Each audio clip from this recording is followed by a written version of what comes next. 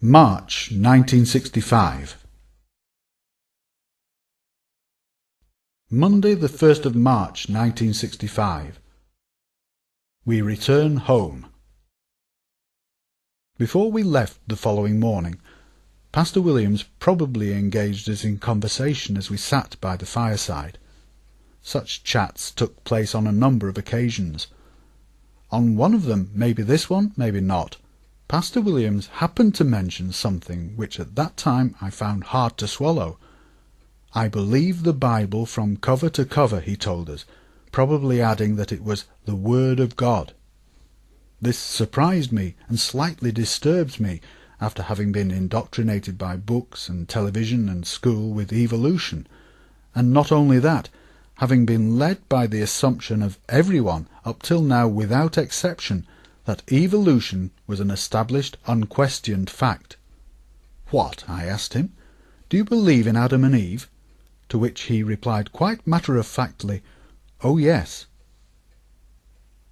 Shortly after we first became acquainted with Christian things, I got hold of a small reel of triple-play tape produced by one Brother Mandus. "This is Brother Mandus of Blackpool, England, speaking," his serene though stilted voice began. I can't remember much else apart from his having a soothing, relaxing effect. "Be still and know that I am God," he went on side 2. I think he was based at South Shore, Blackpool, and in fact there was the sound of an aircraft flying overhead from nearby Squires Gate Airport at one point on the recording. So I asked Pastor Williams about him. He'd heard of him, and although he didn't launch into an outright condemnation of him, for he was a humble man, was Pastor Williams, he nevertheless made it clear that he considered that he was not quite sound and that we'd be better off to avoid him.